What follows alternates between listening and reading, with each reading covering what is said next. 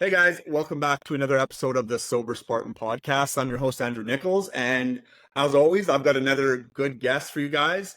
We got Ben joining me. I just want to start out, Ben, just tell the listeners a little bit about yourself, like who you are, how long you've been sober, that kind of thing, what you do.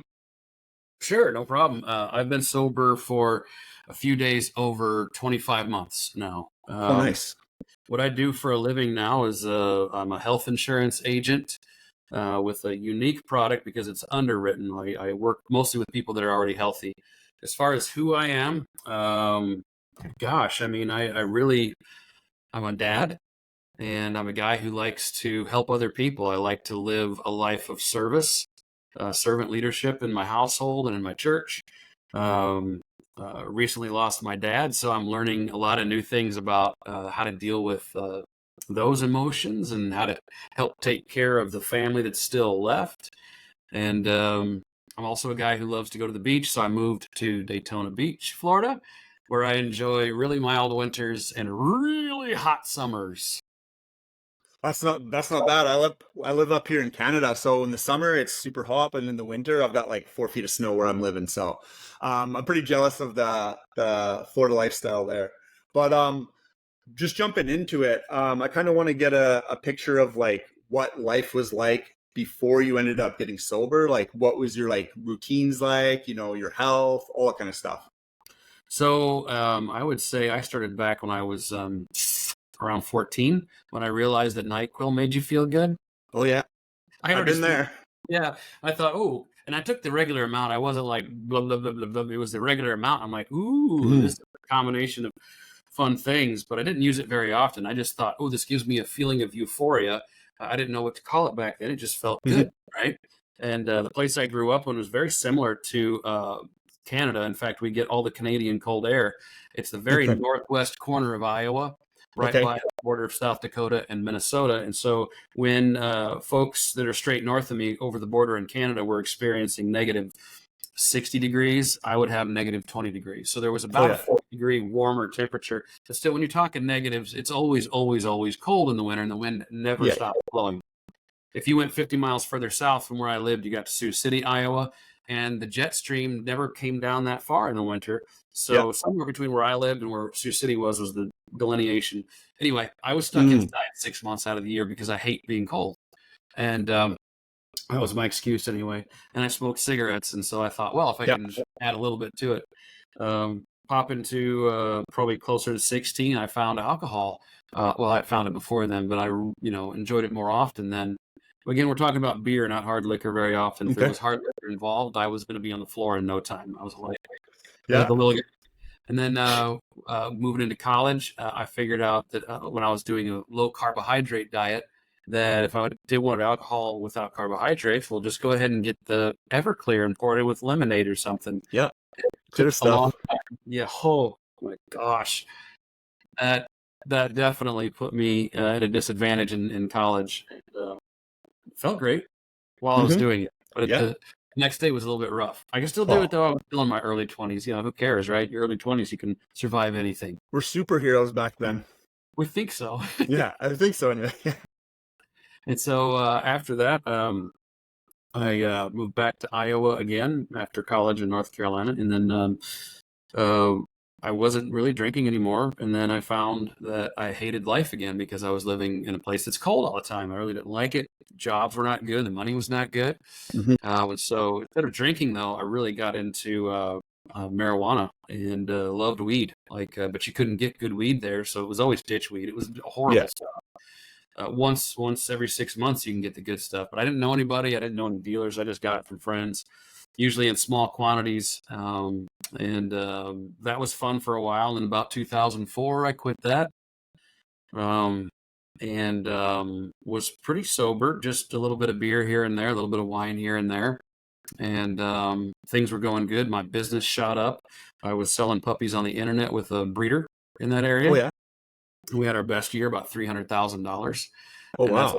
that's not bad for 2005. I split that almost Yeah. even, and so we brought that company from 60,000 a year to 315,000 a year, 311,000 a year in just 3 years.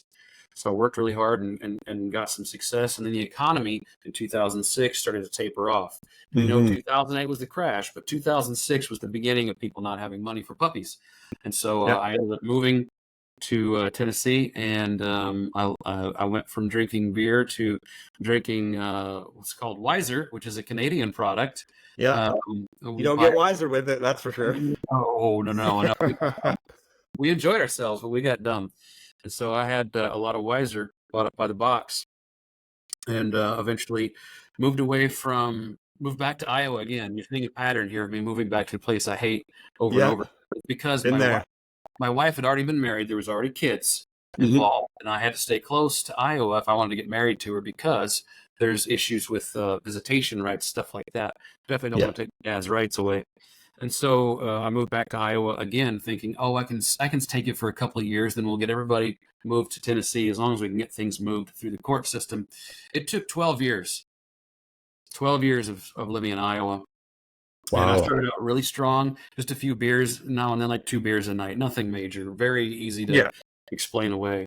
But as I noticed my ability to succeed in the jobs that I do, sales, started to diminish, and so did the Hmm. money. And so I switched to manual labor jobs, which are paying better than sales in that area of the country. If you're not a farmer, a doctor, or a lawyer, you're not going to make money unless you have some novel business that works really well for Midwesterners. And I didn't. So moved into a job that required a lot of manual labor. Started to gain weight, not take care of my health, and that compounded into some serious back pain. And so after a while, I was on pain pills, right? Pain pills, and if I couldn't get pain pills, well, you could always swap that out with something like. And then these weren't things where I'm like, I was highly functioning. I still functioned very well, but I always needed something to bring back a little bit of feeling of euphoria because I had no good feelings otherwise. I was depressed or anxious all the time. I didn't realize that there were good ways to deal with this, so I dealt with them with chemicals. And so when pain pills weren't enough, there'd be something with a little bit of Robitussin mixed in, usually. Yeah. Again, I wasn't tripping. I just felt a little bit better. It's like Yeah. nowadays I can get that just from drinking something like Diet Dr. Pepper, get that Yeah. caffeine, Hmm. and that's fine. But back then that wasn't enough. That would not even come close to touching what I felt like. So I had to have something else, I thought. That was my excuse. I didn't feel good unless I did it. And kept that all on the down low. And then eventually we were able to leave 12 years later. So that puts us up to 2018. And we moved to Tennessee, near Nashville, Tennessee. And by that time, I was doing a fifth of vodka every night. Again, not Hmm. drunk, but definitely feeling great. Yeah. Oh And yeah. eventually, I started to have some pretty good success with my business and health insurance business, and that allowed me to spend more. So I was able to get tequila instead of cheap vodka. I was like, Yeah. oh, this is good. I'm doing something healthy. That wasn't smart either. And so tolerances being what they are, you build up a tolerance and a little bit doesn't do it. So you got to do a lot. And I was able to put down quite a bit before I felt free from depression and anxiety again. And so I kept that up. Again, still highly functioning, still doing really well in my business. People in my office didn't even realize that, 8 hours before I walked in, I was stumbling a bit. I would have slurred my words a little bit, and that's what it took. That's what I told myself it took to get to sleep. So I did that for a while, and eventually I noticed, I just felt awful all the time. The mornings were tough. I'd get up in the middle of the night because I was eating trashy, processed food, you know, and drinking a lot of alcohol. And so those two things together, they would cause a lot of pain and discomfort and stuff, and digestive issues, and that would keep me up at night. And so Hmm. every time I got up at night, I'd have some sort of problem I had to deal with, and I'd chug a bunch of water because I knew I was dehydrated from the alcohol. You know how that goes. I tried taking a lot of electrolytes because I know that alcohol would leach that out. I was able to perform pretty well, but I was not performing anywhere near what I could have, and it was becoming clear that I was too selfish because I was only doing that for me. Everybody else around me didn't like it, and I thought they were overreacting because when you're in the middle of an addiction, you don't think you have a problem. You think everybody else is, and your mind is pretty good at convincing you that you're not the problem. You lie to yourself pretty well. But eventually, My stepdaughter moved out. She was sick of it, and she was old enough to do something about it, so she moved out, and she got married shortly thereafter. And my wife and I were living there, and I finally felt like I could let my guard down, and I could deal with it successfully. So when she moved out to get away from it, she did me a huge favor. She probably doesn't realize that yet. So I was able to deal with it. I said I got to call myself on my own bullcrap and just stop. I wasn't interested in going to any groups. Not that there's anything wrong with them. I just didn't feel like I could do that. I didn't want to make the commitment to them. I Hmm. didn't want to hear anybody else complaining. I needed pure positivity all the time, Yep. or I wasn't Yeah. going to make it. I wasn't going to do it. And so I quit cold turkey one day. We had plans to go watch a movie. That was June 22nd or 25th of 2022. Hmm. And I said, I think we better not go to a movie today. My wife says, well, how come? I said, because I quit drinking today, and there's going to be side effects. And I think it'd be better if I just stayed in a dark room for a few Yeah. days. And I did, more than a few days, more like a couple months. I mean, I would still go outside. I'd still do what I had to do. I Yeah. wouldn't go to the office. I knew I was moving soon, so I quit my BNI chapter, and I took the time that it was necessary to get well. I was fortunate that in health insurance, you have residual payments that come in every Yeah. month, and so I could make plenty of money without getting out of bed. So I was in a perfect position, thank the Lord, to deal with this addiction. And at first, I would do things to help ease the pain. In Tennessee, it is legal to have. It's not the same as marijuana, but it's kind of like Delta 8 THC. A little bit of that at night was fine. A little bit of CBD, one or the other, to kind of calm the nerves, and that helped a lot. Kind of get through the rougher patches, but it wasn't very long before I could. I wasn't needing that anymore either. Um, we made the move to Florida not too long after that, and I think the only thing that has any alcohol in it that I've had since then is those little thimble-sized cups at church for communion, the Lord's Oh yeah. table. And Hmm. even then, it only happened when I was surprised by it. But when I was in church, I wasn't going to say no to it. It's part of the ceremony where, according to the Bible, I guess this is what my dad taught me because he was a preacher. We're commanded to take part in it, so I did. And it didn't. I mean, I didn't. I felt it. I could tell there was alcohol in it, and you can feel that a little bit. And so I decided that I don't like doing that. So Yep. I'll avoid it as much as I can. But if I do end up in a situation where I'm visiting my church on a night when they do have it, I'm not going to turn it down. I don't have any rules. There's nothing that says I can't drink or I can't have a tiny bit of alcohol. I choose not to, though, because I Hmm. know that even though there's nothing wrong with alcohol itself, there was something wrong with me, and I wasn't Yeah. willing to control myself. I didn't have the discipline, the self-discipline necessary, the self-respect necessary. And I spent the last 2 years and 1 month building on that. Yeah, that sounds pretty crazy. Like one of the things that I see across the board, like even with myself, is like when you're first like even thinking about getting sober, it's like it's never just one thing. It's like a buildup of things over time.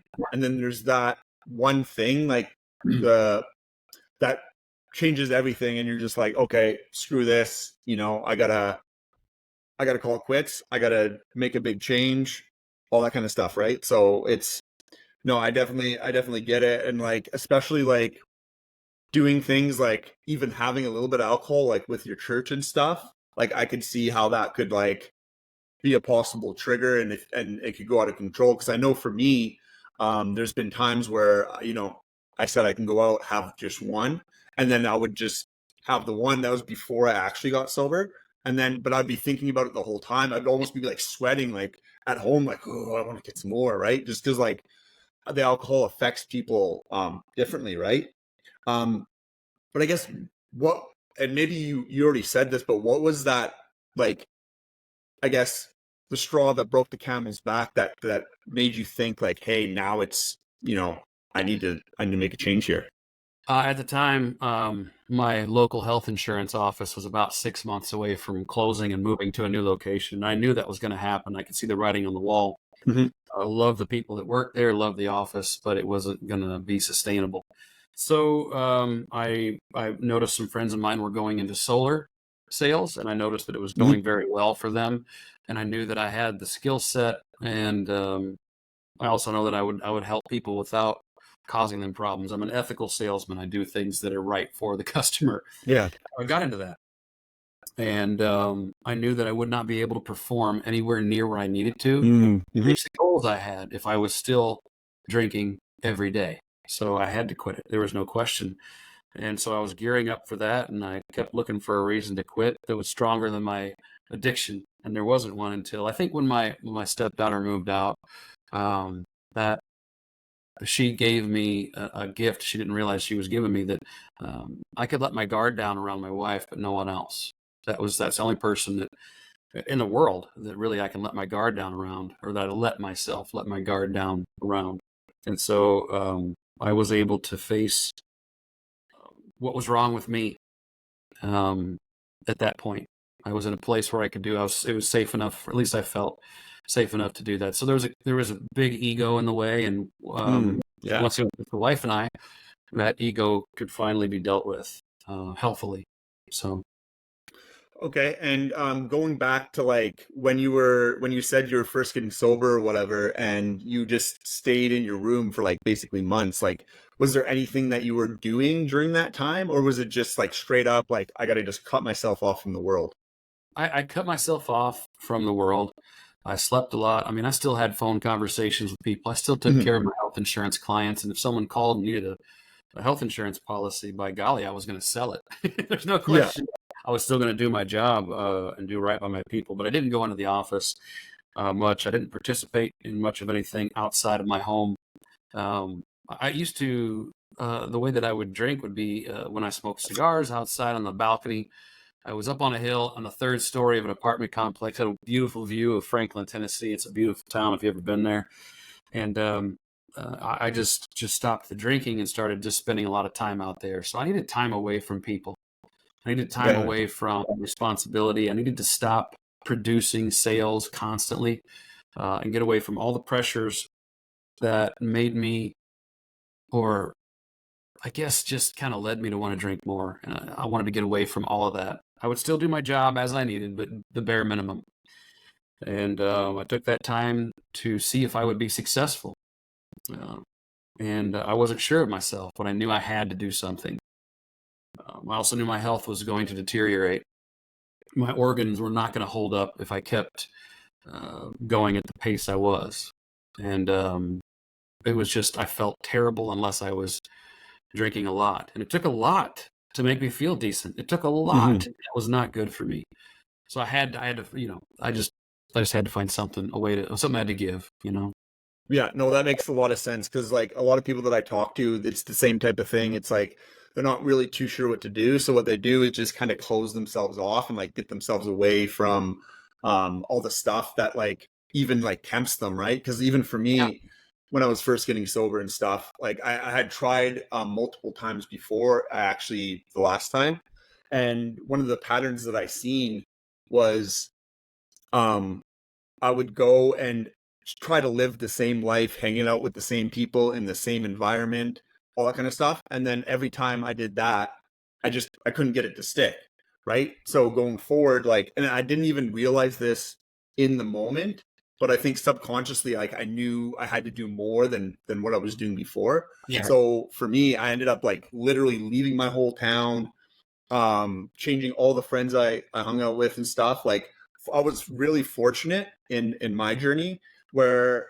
I wasn't at it alone, right? I had a couple friends that got sober at the same time as I did, so then I started living with them. So that was another part of my surroundings, right? Is like I was around people who weren't drinking, right? Yeah. And like at the beginning, I tried to live the same way. I went to bars, hung out with friends and stuff like that. But then I was just like, what the hell am I doing? Like I'm here. And then at a certain point during the night, and you might even know this, people start to get a level of drunk where it's like when you're sober, you can spot all the little things. Like they're close talking to you, they're repeating themselves, like they're slobbering on you, stuff like that you wouldn't notice when you're out drinking. You're like thinking in your head, was I like that?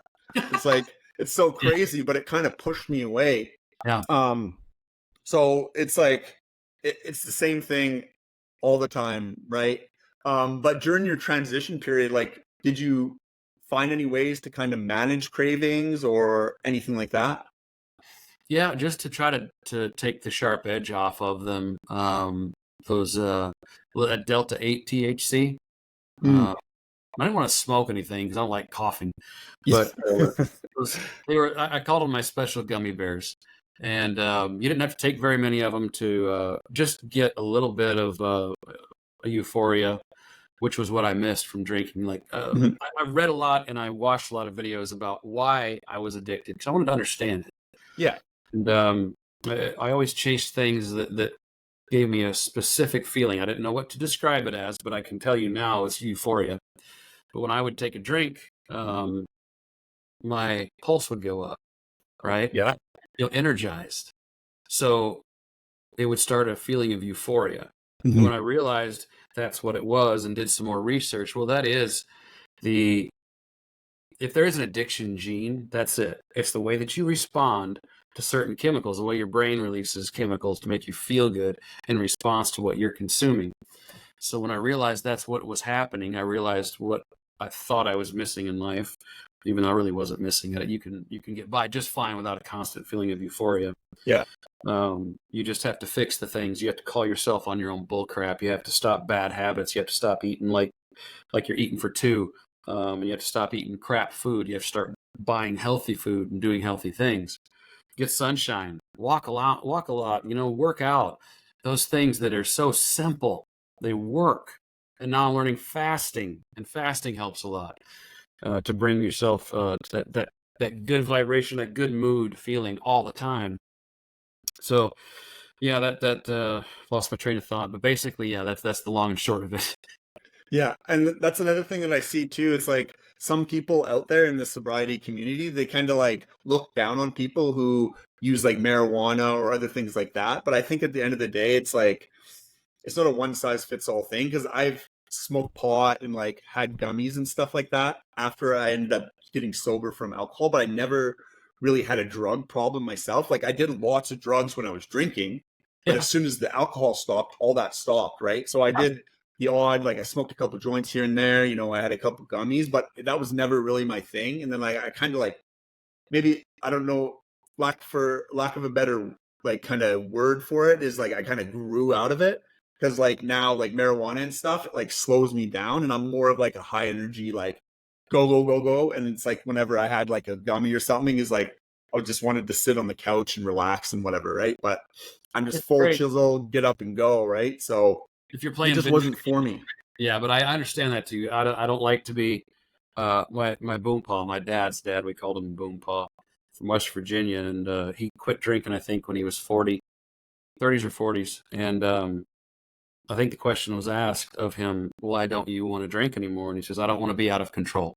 I want to be in control at all Mhm. times." That's how I feel now too.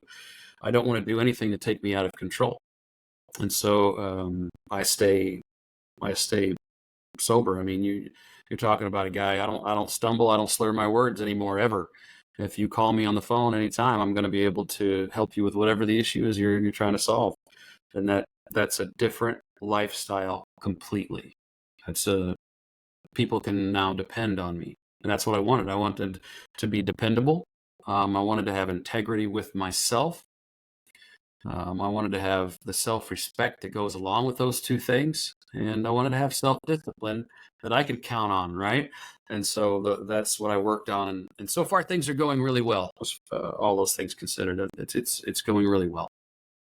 Yeah, so I guess let's transition into life after you got sober, like if you're talking about like your health, stuff like that. Because I think when we're drinking, we don't really care about our health. We're doing the late night eating, we're doing the fast food stuff, all that kind of the greasy bar food, stuff like that. But like how has that changed from before when you're drinking to now? Oh, sure. I make an effort. I make an effort to have healthy food. I make an effort to get exercise every day. It doesn't happen because sometimes schedule doesn't allow for it unless you make it just a priority. Mhm. Um, I still smoke premium cigars. I have not given that up. I still enjoy that quite a bit. Yeah. I'd say after I quit drinking, it took, I mean, good 6 months before I was really ready to make any other changes. Um, I mean, yeah, I try to keep a good sleep schedule and get good sleep every day. That was something that changed. That was huge. Getting 8 hours of good sleep every day. Holy cow, what a huge change that is. Um, I eat less, and when I do eat, it's healthier. I drink a lot. I drink a lot of water, and that helps out quite a bit. I stayed away from bars. I stayed away. I never really went to bars anywhere; they're too expensive. I stay away from situations where I would be tempted. That's for sure. I quit listening to country music almost completely because every song is about drinking, Hmm. and you can't. I mean, or they started to write in a lot of lyrics about using marijuana, which is fine. I don't care if people do. I've used it before. I'm not judgmental, but I don't want to be tempted to do anything that will affect how I'm under control. I don't want to affect anything like that negatively. I've seen a lot of people that have had the same depression and anxiety as me take things like Klonopin and Hmm. other drugs that help relieve the anxiety. I mean, they do a great job for what they're supposed to do, and they're more socially acceptable, than using a little bit of weed or something like that. But it all comes down to the same thing. You're trying to relieve symptoms you don't want without getting symptoms you don't want, like the morning hangover, like feeling dull because marijuana can make you feel dull, like you're not as smart for some people. That's at least the effect it used to have on me, and I don't like that either. So after drinking and focusing on my health, I mean, I'm down since my dad passed away April 22nd. I'm down about 70 odd pounds so that I can just be healthier for my family and stick around longer and feel better while doing it. And that was another thing. Taking what I've learned from quitting smoking in 2009, quitting drinking in 2022, to quitting the sugar and refined carbohydrate addiction, and I'm still in the fight for that, but it's going really well. So that's essentially how it's worked out. And I spend a lot more time with my wife. I'm not totally consumed with just drinking, like at the end of the day. I'm spending more time with her, not as much as she wants yet, but we both work a lot, and so that impacts everything. But yeah, it's everything. I can't imagine anything that's gone worse since I Yeah. quit. I Nothing. don't I don't know too many people who talk about the stuff that goes worse. I mean, life's imperfect, and getting sober isn't a cure all for everything. Like, life's still going to be hard. You're still going to come across struggles, this and that. But I think at the end of the day, it does eliminate a lot of problems that don't need to be there. Because last time I talked to an officer was just at a routine road check, and I wasn't in trouble. Right, I wasn't even sweating it because I have nothing to hide. I wasn't Right. in that whole scene of like drinking and stuff like that. So, everything was completely fine. Like, I wasn't even worried. But I want to talk about alcohol is so socially acceptable. And I get a lot of people like just kind of shocked when they find out that I don't drink alcohol anymore. Like, do you have any stories of different times when someone's found out you haven't drinking alcohol, like the types of things they say? I try to relieve the tension with a joke. Yeah. You learn this in sales that funny is money, right? If you can be entertaining, it takes some of the pressure off of people, and so they're able to make a decision without feeling pressured by me. So when someone says, "Hey, man, you want to go grab a beer, or you want to go to the bar, or something like that," I'm like, "I mean, yeah, we can go. But I don't drink anymore." Oh, really? How come? Well, and this is a joke I got from Ron White of the Blue Collar Comedy Yeah. Tour. Yeah. I stole this directly from him. Thank you, Ron White. It turns out that there's a limit to how much tequila one person can have in their life. I just reached that limit early. That's all, and That's that good. solves the tension, and it gives them enough information to understand that I just don't want to anymore. And it's not Mhm. a bad thing. There's nothing wrong with alcohol. I'm clear about that. I mean, the Bible even, Jesus turned water to wine. Yeah. So we don't have to worry about whether or not alcohol is good or bad. It's me. I'm the problem, and Mm. so I'm just not going to go down that road. That's a promise I made to myself. I'm never doing that to myself again. I'm never going to put myself in that position. I'm not going to put my wife through that again, or the rest of my family. I'm going to remain sober. I'm going to remain dependable. I'm going to remain honest. And those are things that you have to work on to get a healthy body, a healthy relationship. Those are not things you could buy. Um, those are things you have to work on. Those are the real flexes in life. Anybody can work their butt off and get a Lamborghini. Anybody can do that. Not everybody can put aside their ego and put their family first. A lot of people do already. They didn't have the problems that I brought upon myself. But in order to get where I wanted to be, it required a lot of work. Yeah. And that's another thing that I kind of see too is everyone wants to kind of put a blanket statement over alcohol as being a good or bad thing. And it's like some people can handle it. They know they can keep their within their limits and stuff like that, right? But it's like on an individual basis, just like every single program out there to get somebody sober is not going to work for everyone. Because like I started my journey in AA, and like I stayed in there for probably a couple of years. I went to quite a lot of meetings more in the beginning, but then I kind of went my own way and found different ways to keep me sober. And one of the best things for me, there's actually two of them. One of them is I got into physical fitness quite a lot. That helped me a lot, just with like all the benefits behind that, not even just keeping my mind off the alcohol.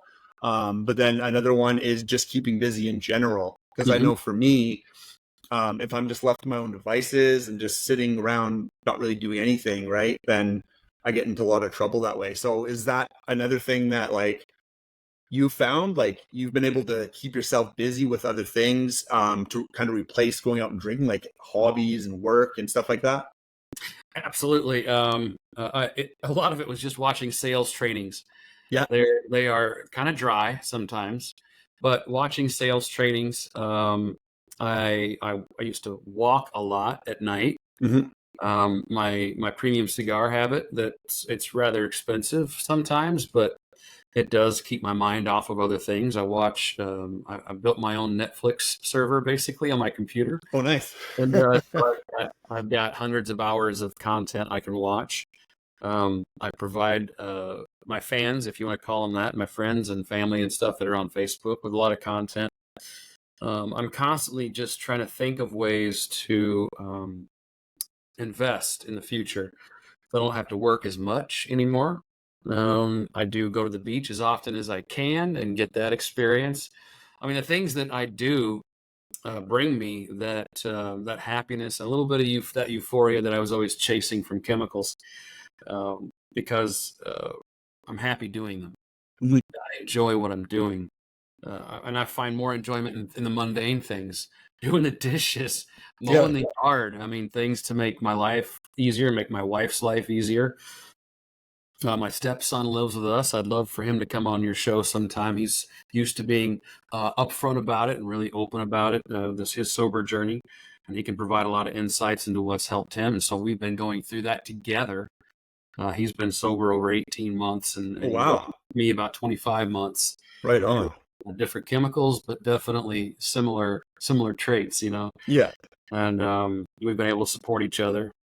Early on, I had really good support from one of my friends in a business association that you and I are a part of, Hmm. and he was not a coach, but he was an accountability partner, Mm. and he dealt with I his like a own. sponsor.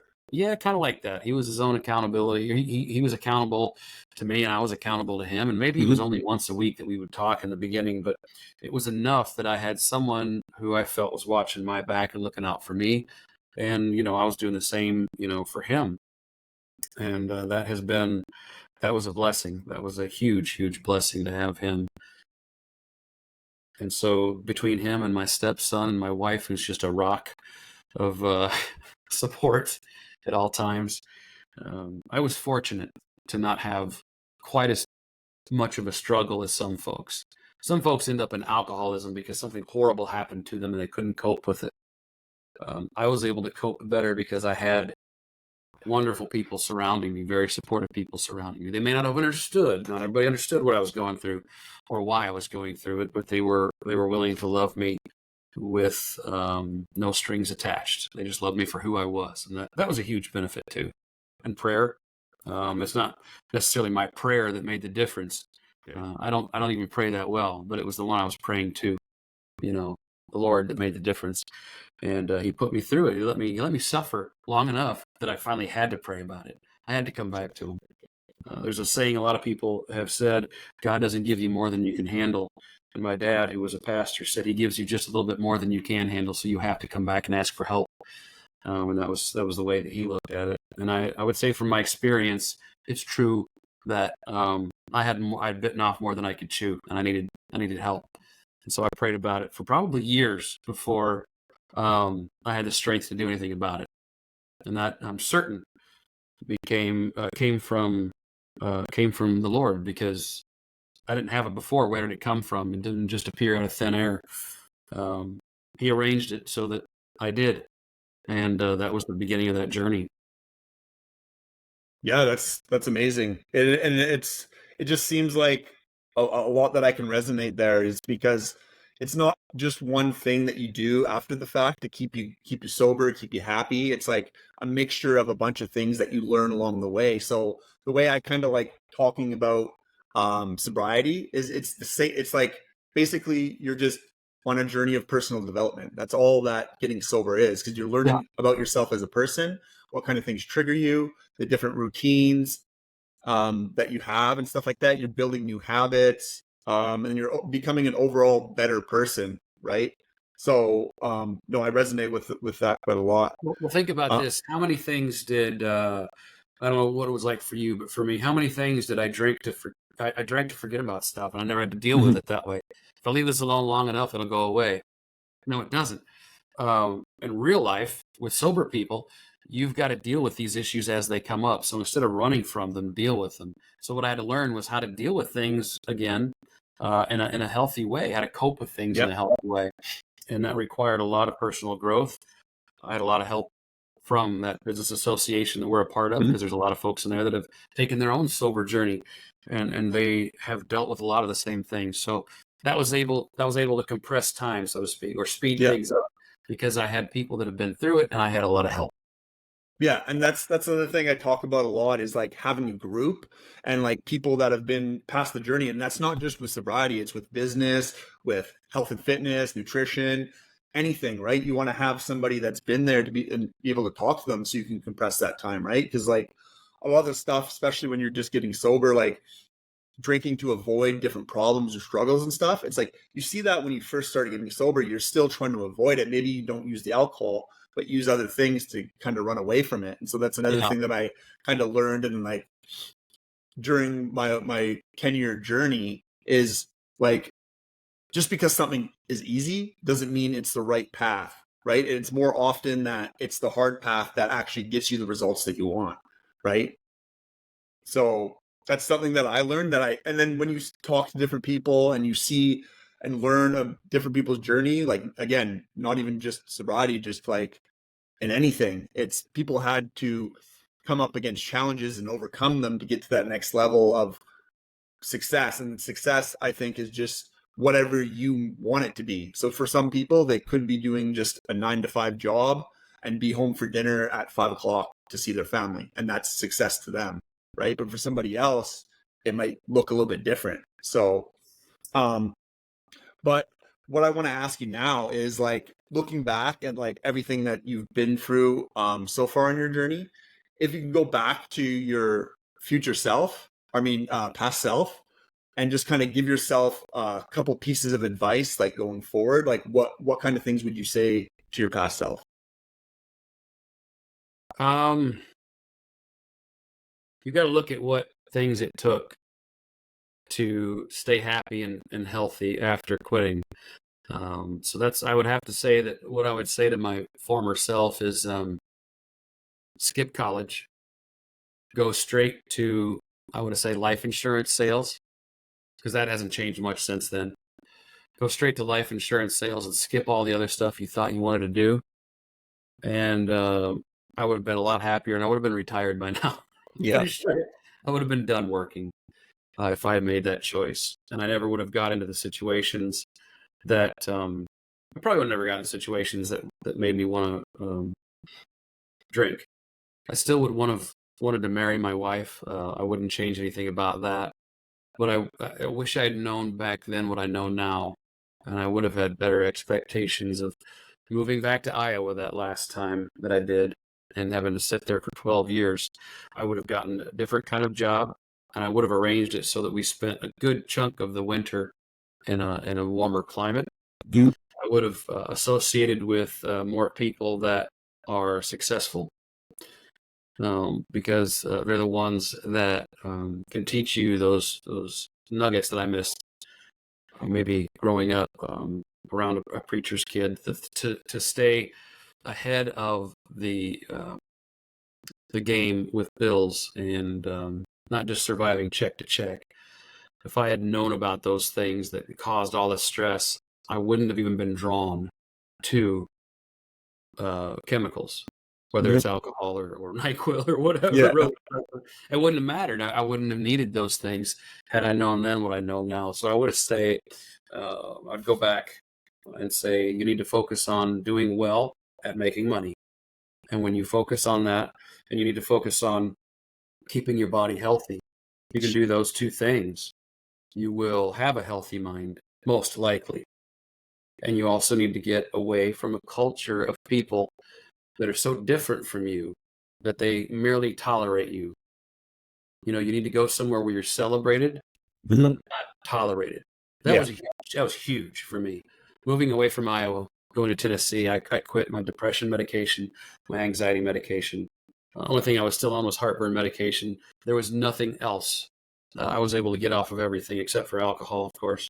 Yeah. Uh, and just getting away from a place where the vast majority of people that I knew just merely tolerated me, or at least that's how it seemed. Mhm. I didn't go to the big church in that little town. I wasn't the right religion. Yeah. Um, I had different ideas and different, everybody there in that town, not everybody, but a good chunk of that town, they all like to do things together, especially with people in their churches. And that's great. I'm glad for them that is exactly the kind of fulfilling life they want, but I'm fulfilled by different things. And if you didn't measure up to what they think a person should be, or do the things that they think you should do, they'd look down on you, which is a natural thing for humans to do, especially when you're in a kind of a closed society like that up there. But getting away from that was a huge boost to my mental health, because I realized it wasn't something wrong with me. I'm just different. Mhm. The business association that we're part of, those are my people. I was just with a bunch of them in Dallas, and what Yeah. a huge boost that is to be around people like me, people that want to help other people through service and in sales. It's a whole different vibe. And I come back feeling more confident in myself. I just didn't have that back where I lived. I didn't have that confidence in myself. Um, I did not thrive in that environment. Um, People say, and they would say this a lot where I used to live in that little corner of Iowa: grow where you're planted. You're just fine. There's something wrong with you. You're not happy here. If you don't like winter all year long, there's something wrong with you. You want sunshine? No. Grow where you're planted. Well, what if you're a palm tree? You know any palm That's trees right. that grow up in Iowa or Canada? No. I'm Mhm. a None. palm tree. I need to be here in Florida. I need Yeah. sunshine and lots of it. I need warm weather. I need no snow. I'm tired of that. So, and I need a culture where you're not looked down upon for being different. That's what I needed. And so getting away from, and there's still, I have a ton of really good friends up there, still wonderful people that never treated me that way. But by and large, that culture in that little corner of Iowa was that way toward me. And I still deal with, I didn't deal with it correctly. So it was trauma in my past. I was also running from that trauma. And I don't run from it anymore. I face it head on. They were right about themselves and how they wanted to live. They were wrong about how I should live.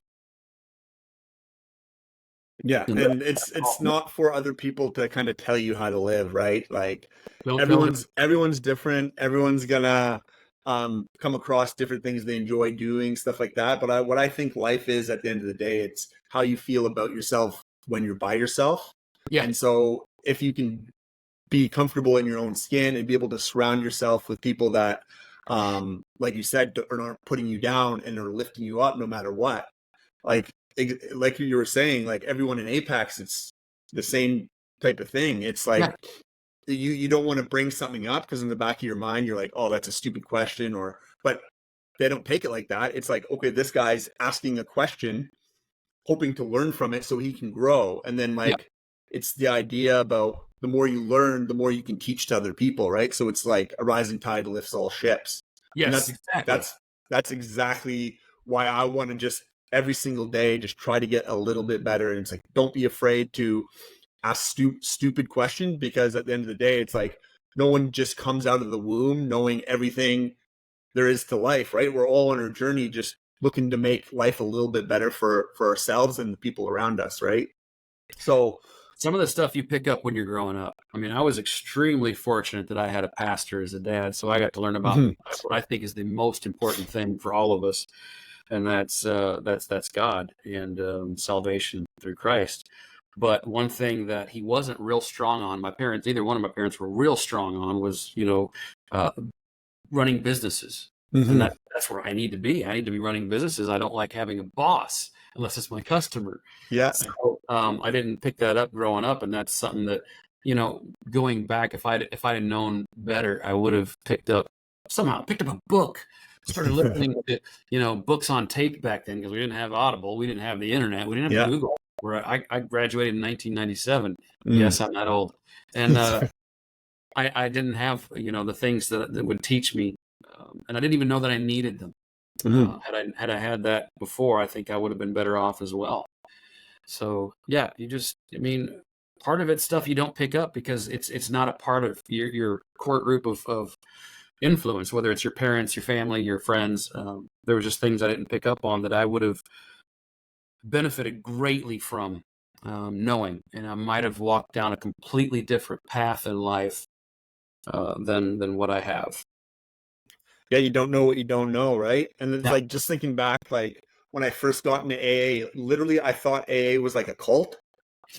Which I found out it's not. Like we were in a good group. Like there's obviously some groups that are like a little bit more weird than others, but I was lucky I got into a good group, and I didn't even want to go, but I had a friend that was getting sober at the same time as me, and we knew somebody that had been sober for about 2 years at that point, and he was going to the group, so he got us to come.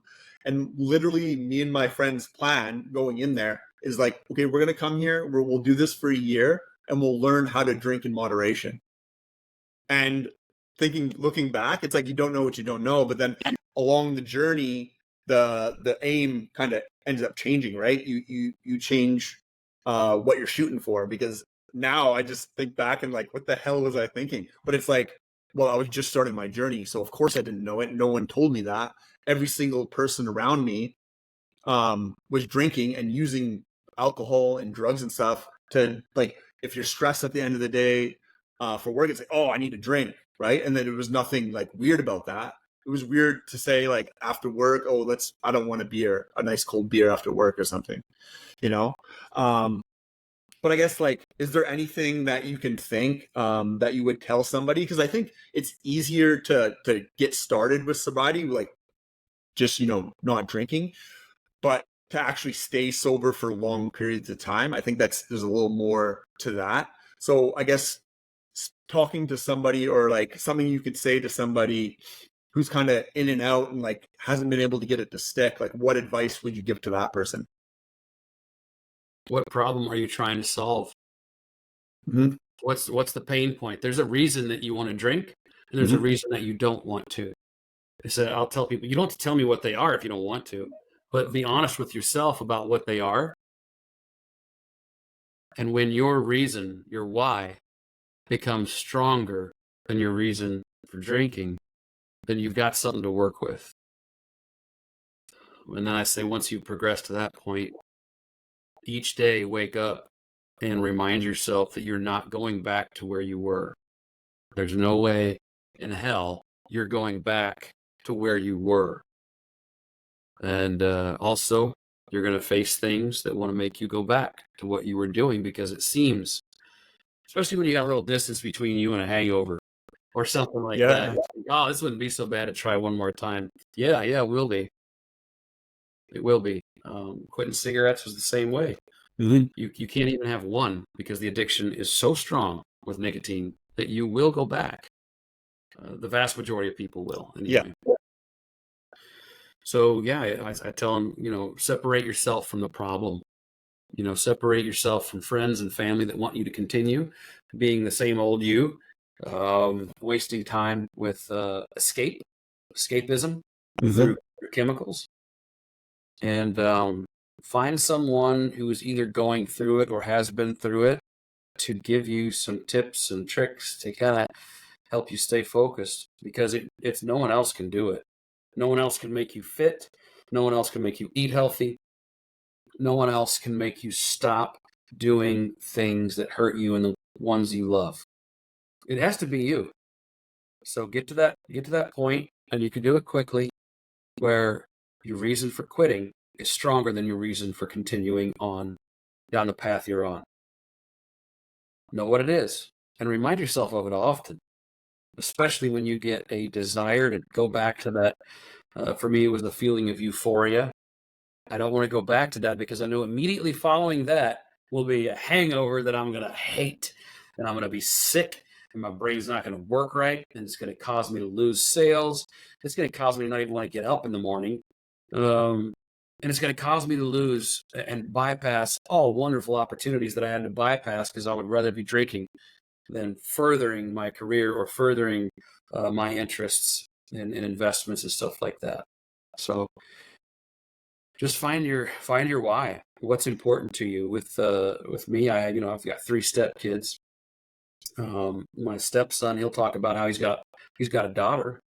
Those are all very good reasons to stay away from things that harm them. They may make you feel good. That selfishness makes you feel good being able to drink something or smoke something or eat something that takes away the pain temporarily. But you're going to still deal with that same issue that you were trying to run from. It's not going away. They don't. They never go away. You just get better at working through it. So that's a lot. Really, there's no, find your why and remind yourself of it often. And when you get that feeling like you got to go back and do it again, remember how bad you felt after the last time you did it and say, do you want to go through that again? Do you really want that? No? Well, then go for a walk, read a book, listen to a book on tape, listen to music you love, lift some weights, call somebody who's a friend. If you want that little hit of dopamine or oxytocin, call someone you love or call someone else who's struggling Mhm. and let them talk to you, and so that you can help them and give them encouragement, because when you give someone else encouragement, it encourages you too. You see a lot of people that have made it through AA become sponsors, Mhm. right? And they will sponsor other people to get that same escape from the hell they were in. They want other people to feel as good as they do. People that have gone through rehab get jobs working as a counselor at rehab because they want to help other people get that too. So once you get enough distance to where you're comfortable that you can help someone else, mentor them, do it for free. You're gonna feel so great about yourself. You're not gonna want to go back. You're not gonna want to disappoint anyone or yourself either. Nope.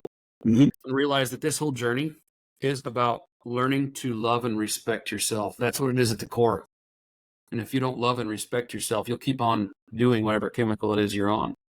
You won't care because you don't have to get up in the mirror and look at yourself in the morning and say, I did great yesterday. You don't care because you don't have the self-respect to do it. You don't have the self-love to do it.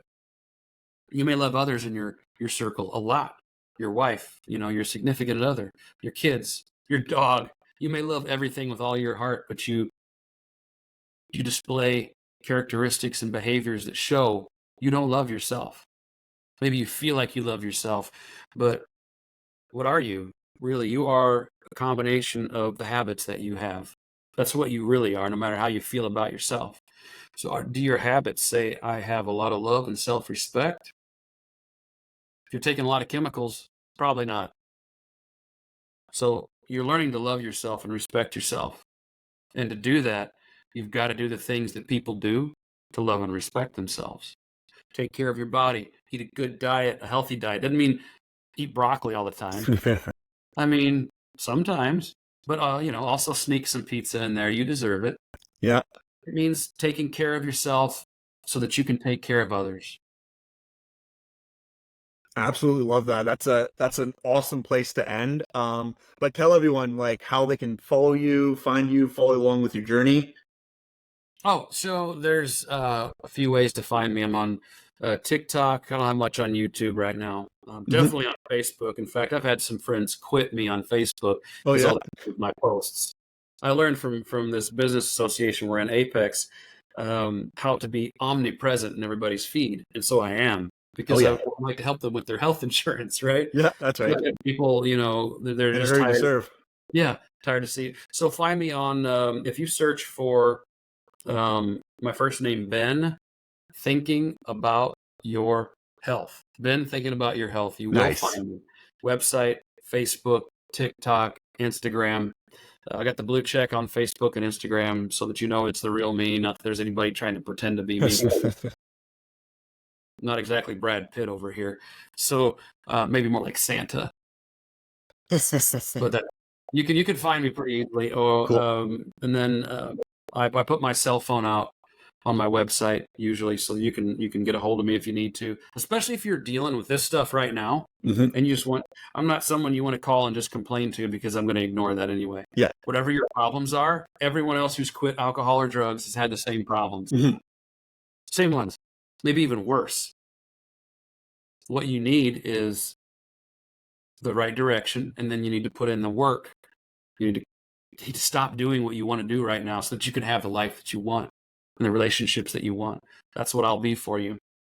I'll listen to a little bit of complaining, but only long enough to find out what the issue is so that I can help direct your thoughts to, instead of feeling sorry for yourself, to feeling confident and able to bust through that barrier keeping you from being sober. That's awesome.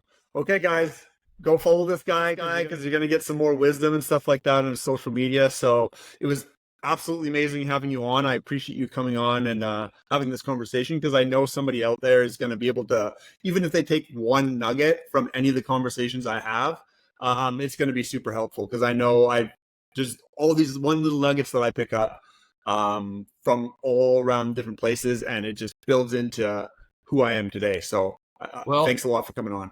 my Canadian brother from another mother, I would definitely like to say thank you for what you're doing. Being able to come out here and talk about this um, was a treat for me. I didn't even know that you had this podcast until you said, "Hey, do you want to come on and talk about this?"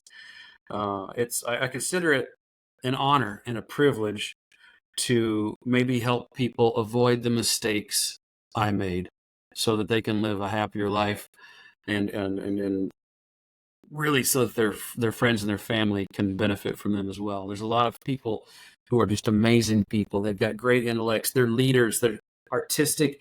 They're just creative in so many ways that can be a joy to be around, but they're so miserable. Mm-hmm. And if we could just help a few of them, it's a cascading effect. It just looks like the butterfly effect, right? It just spreads out from them and from us to help other people. So if we can affect as many people as possible through this podcast, I think what you're doing is great. I really appreciate it. Thanks a lot. It means a lot to hear that because, yeah, that's at the end of the day, that's all I want to do. I want to make sure to have as much impact as I can. And I think having a podcast, being able to talk about this kind of stuff, is probably one of the greatest levers I can be pulling to help the most people. So we're just Absolutely. only getting started. I haven't been doing this too long, so it's only up from here. So thanks Yeah. again for coming on, and we'll see you guys on the next one.